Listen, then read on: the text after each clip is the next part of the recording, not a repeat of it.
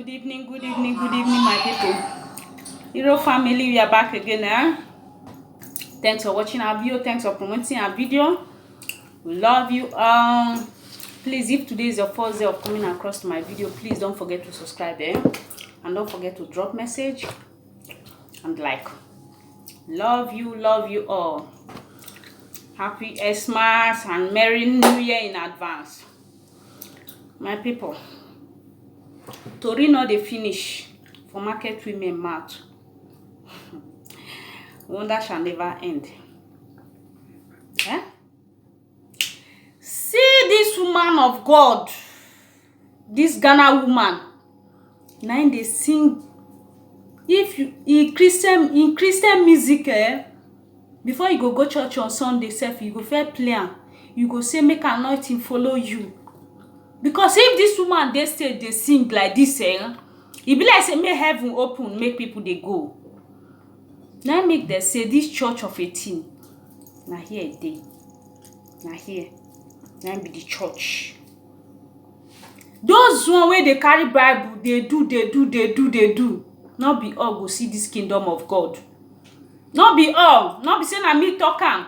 Not be saying na me. Una dey see with una eye wetin dey happen as pastor take dey use children dey bury for their altar. This one now wey dey on board now na from Ghana. This Ghana woman, e dey Germany now as we dey talk.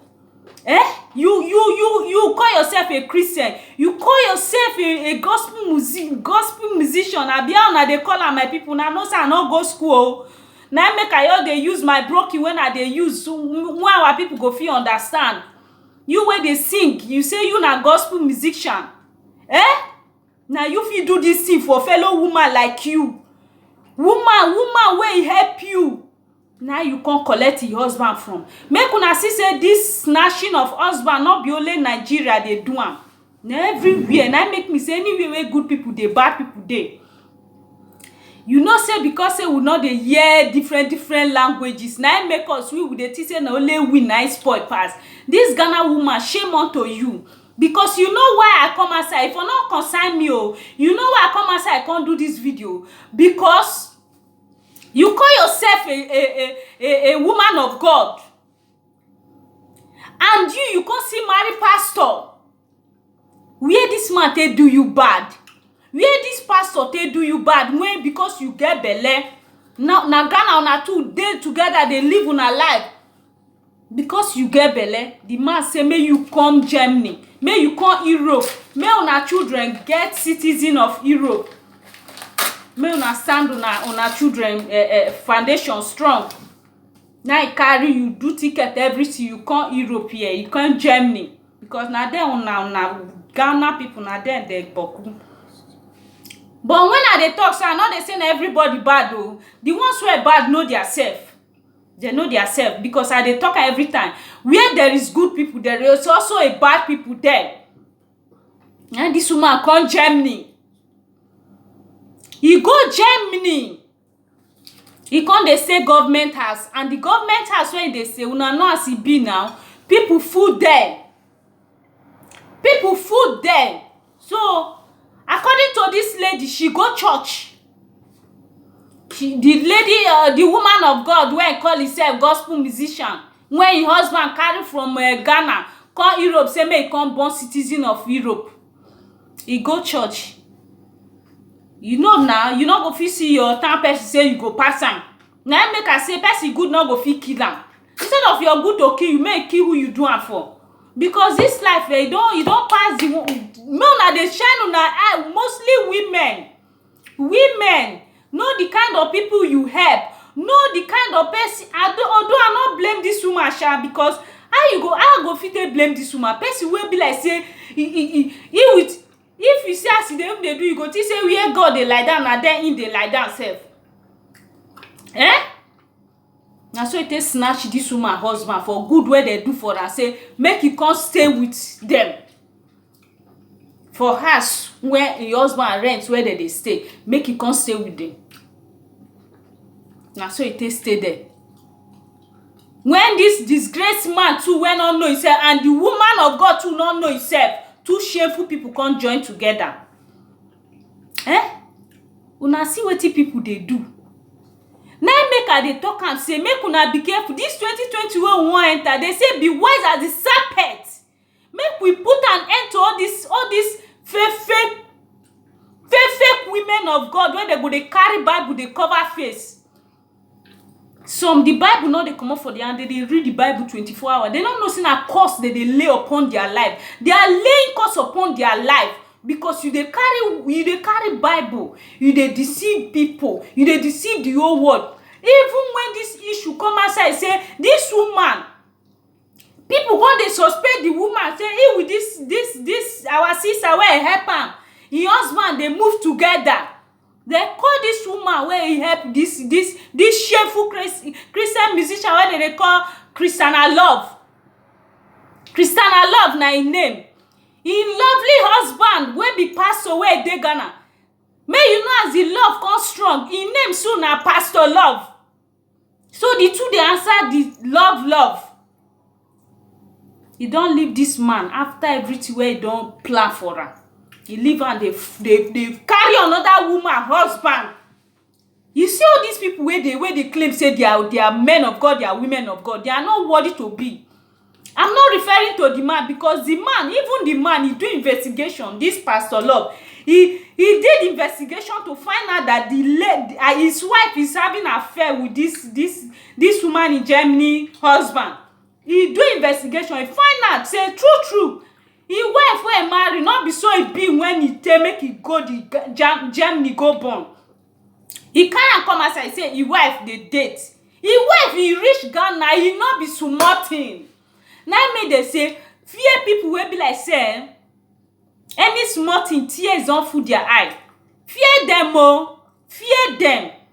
Who not fear them? Now be say leg and hand they pay you to run. Leg they pay you to run. If you no get, borrow join your leg, may you run. He cry for all TV station for Ghana. He dey cry, they swear. They want damage his name. His husband, Pastor Love, want damage his name. He want damage his name. Not be small cry. He cry, follow the whole world for Ghana.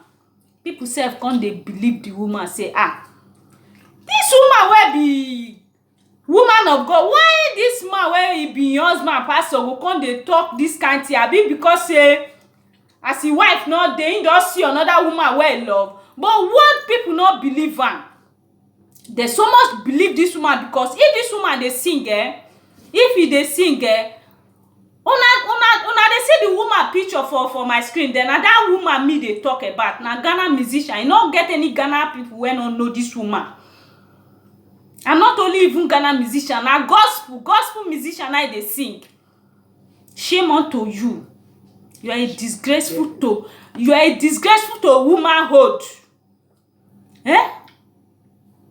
What do you say make your followers do now? You see what I dey talk? Do what I say, don't do what I do. Na be all these people them. End time don't reach. They are nyash. God don dey expose them one by one.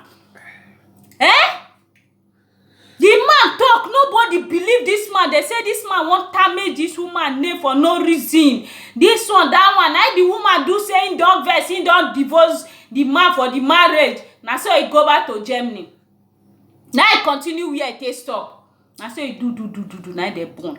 They do dedication. They not see papa of pikin. Not be last. They not feel do and hide again.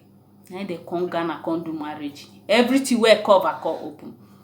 Now so this Pastor Love come outside and say, una not see what I thought that time. Una not believe me. Una say I want damage in name. I want do this one. I don't believe now. You see? This life, trust no one. Trust no one. Mostly women will get husband. Know the kind of friend you make. Know the kind of friend you draw join body. May your good not come turn to bad. Because as you see them so, they are looking for who to deform according to Bible. They are looking for who to deform. May God have mercy on this woman. Says they snatch this poor woman husband. You see life? You see life? How person go do something again to help your sister again, don't become problem. to help person wey youth and come from the same, una dey hear the same tribe. Na make me say this criticizing, before una dey criticize dem, una see look una sef know say this the same thing dey una body. You know why I come outside dey do this video? Because if dem want to dey say Nigeria women are shawo, Nigeria women are shawo, my dear, Ghana people see they do their shawo. Everybody they do am. Everywhere where there is good, there is also a bad people there. So the only thing we will learn to amend our way. All this shameful life, we are entering 2020. Let's put an end to all these fake people there where we go they believe on. Where we go they trust. This woman I don't know say the end shall be like this, so you don't know. Wait. Why na wicked? That woman be wicked so much like this? Why na wicked? This woman where they call Christiana Love, he denied this issue since 2011. Now this matter dey grand. He deny. Okay, if he be say not be truth, why be say now you go marry this man? You say the thing where they talk for your head na lie. Why be say many of all these people them, most of them where they carry Bible, they don't get truth from mouth. But if they come outside and preach, you go to say na anointing just that. Now the woman where ordained am as a woman of God, they don't arrest him now. He dey prison, make him go explain further how this kind woman they become Christian, a pastor woman where be like say he can ordain now. May preach to the word. See the kind person where they preach to the word. You don't arrest the woman where ordain this Christiana Love. If he be say that they do them like that, because they see many of our African people, they'll say, they don't ordain me. They don't ordain. Who ordain you? That woman be the ordained person. They go carry Bible, they deceive them. Wicked so them. See this sister Kate for Hamburg, for Germany. Now this Christiana Love go snatch this poor woman, your husband from your hand. Because of good way sister Kate do.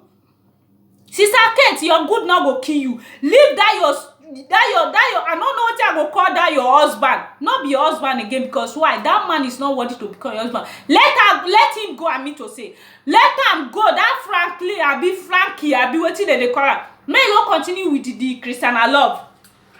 The end shall tell. God know everything where they happen. God, he said he will judge everybody according to you, according to everybody. I be talker. Because all these people, the way they see, I don't even know the one person go believe again.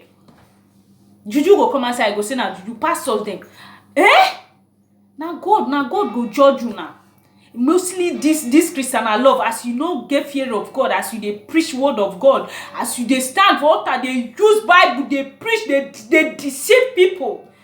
You do finish. Now your fellow woman, now you can't put tears for your eye, for good way do for you, for house where he can't put you. Don't worry. Sister Kate, don't bother. Don't worry. God will judge. God know everything where they happen. Now make me come outside. Say, I do this video, my brothers and my sisters. If what this woman do good, my people, Mona see drop on our opinion. Because sometimes some things go they happen now because they will not they hear these languages, then I make we not they know their own. When make any small thing, they will carry Nigeria matter put for their head, where go break their neck through way. Not be all the Ghana, they don't know their self. Many of the women they won't know their self. All these useless ones now they talk. Now they come outside they talk. Because when you reach Nigeria matter, Nigeria, see am now.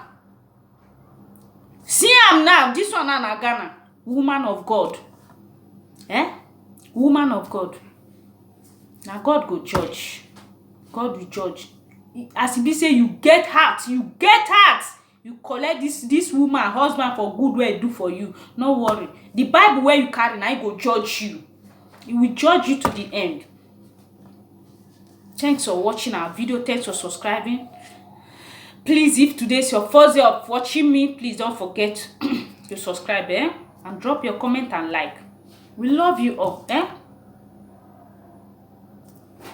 Ciao.